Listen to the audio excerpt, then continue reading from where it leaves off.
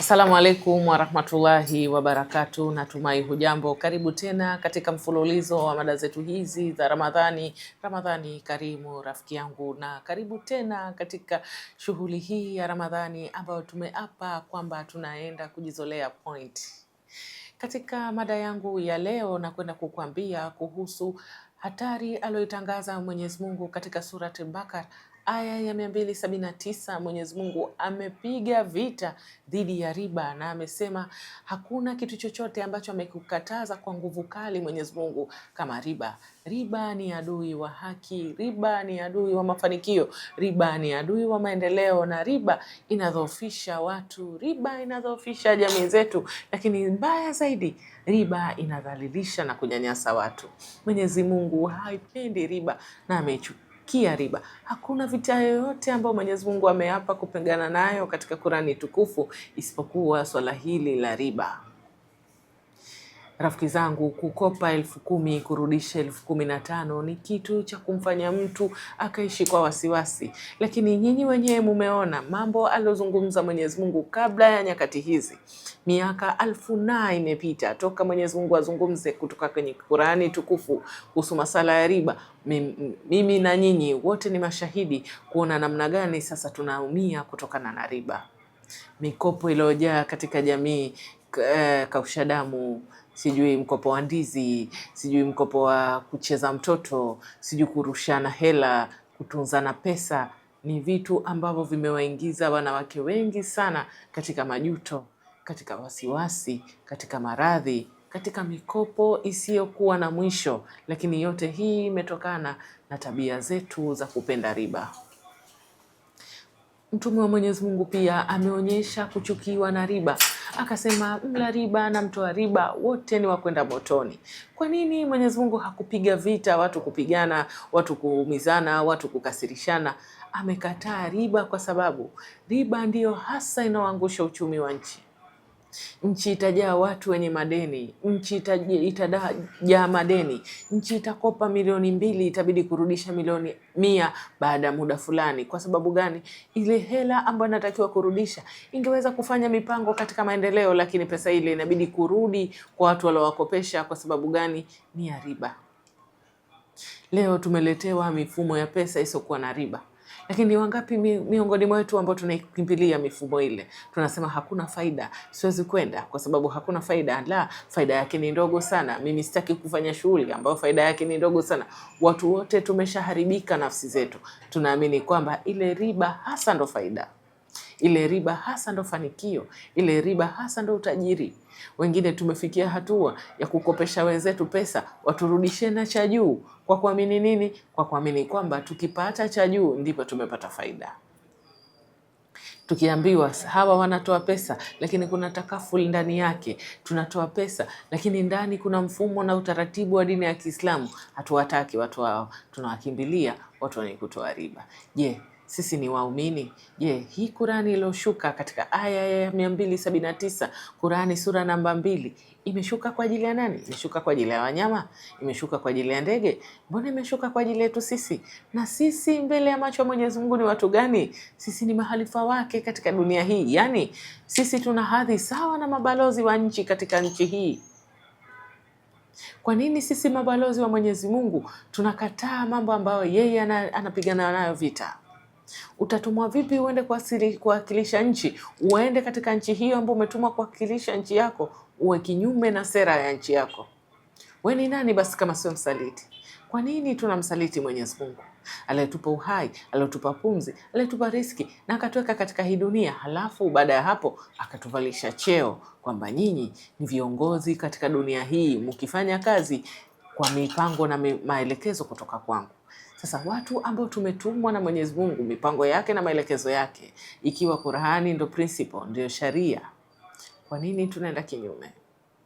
Kwa nini tunaweka mbele maslahi ya dunia hii ambayo Mwenyezi Mungu amesema haikuwa chochote dunia bali ni mataa? Inakwisha ndugu zangu. Kama umeme unaweza kuzima, taa ikazima, ni hivyo pia kesho maisha yako yaweza kufika mwisho. Umefanya nini katika majukumu uliopewa na Mola wako? Umesimamia nini? Je, una furaha kwa ulioyasimamia? umepituka mipaka. Kwa sababu gani? Kwa sababu ya dunia. Leo waweza kuchukua riba, kesho asubuhi kama wewe ni marhumu, wenda kumweleza nini Mola wako? Lakini ukiwa umekataa riba na Mola wako akawa amechelewa kukupa, waweza kumlilia na una haki ya kumlaumu kwamba Mola wangu, siku zote nimefuata kamba yako, basi kwa nini hunitenganishi mimi na wao? Kwa nini mimi hunipi zaidi yao? Kwa sababu mimi ni mpenzi wako, nipe zaidi ya wao ili waone faida ya kuwa muumini. Una haki.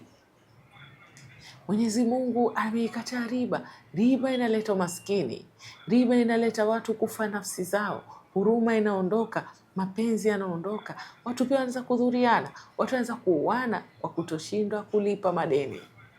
Wanawake wengi sasa hivi wameingia kwenye madeni. Afya ya akili imezidi, matatizo ya afya ya akili yamezidi katika jamii zetu kwa sababu ya madeni. Kila ukimgusa mtu anakopa huku alipe huku, anakopa deni juu ya deni. Marejesho, kila mwanamke unayemgusa nuru hana, sura yake haina nuru, hata pake kipodozi gani hang'ai. Shida ni nini? Nina marejesho. Tumekaa tutaka tule viazi, wewe hutaki kula viazi. Kwa sababu gani? Una marejesho. Kwa nini umeingia kwenye utumwa na Mwenyezi Mungu amekuumba ukiwa huru? Ni jukumu la nani kukuondoa katika utumwa? Na kati Mwenyezi Mungu amekuumba ukiwa huru, ni jukumu lako kujipambanua, kujiondoa katika utumwa, kwa sababu mwisho wa siku Mwenyezi Mungu amekuumba huru na wewe unatakiwa ubakie huru. Wewe hakuna njia nyingine ya wewe kubaki huru isipokuwa kufuata katika kamba ya Mwenyezi Mungu. Amepiga vita riba, na sisi sote tupige vita riba, halafu tuone kama matatizo yetu ya uchumi yataondoka au hayataondoka. Na je, tujifunza vipi kwa wenzetu ambao hawafanyi riba? Wao wamewahi kukosa kwa kukataa riba? Kwa nini watu wanawaleteni biashara zenye kuendeshwa kwa mifumo ya Kiislamu mwazikataa? Wao na nyinyi nani mjinga? Na saa nyingine wanaoleteni mifumo hii ni watu ambao siwe Waislamu. Wao wameisoma dini yenu, wakawaleteni utaratibu wenu na nyewe mwakimbia. Mifumo yenye kufuata takafu yote imejaa watu wasiokuwa Waislamu. Kwa nini hutaki kupata haki yako? Kwa nini unataka kupata vitu ambavyo si haki yako? Je, unajua kwenye kila kitu ambacho si haki yako kuna price ya kulipa? Yuko tayari kulipia? Na je, unafahamu labda saa nyingine pesa unaoipata kama faida kutokana na riba ni pesa ambayo imetokana na watu kufa, watu kudhulumiwa, watu kuvuja jasho na hakuna mafanikio? Unafahamu hili? Basi unasubiri nini leo usibadilike?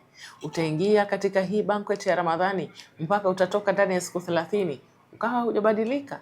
Kwa nini uingie kwenye karamu ukiwa hujui na ukatoka, umefundishwa na ukatoka bado hutaki kubadilika? Unawezaje kusema kwamba mimi nataka faida?